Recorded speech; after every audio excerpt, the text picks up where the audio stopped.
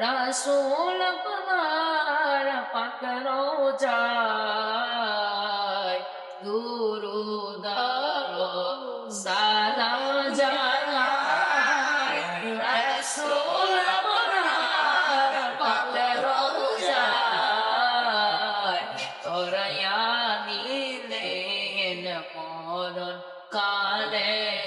মুর্শিদের ওসিলা আল্লাহুম্মা সাল্লি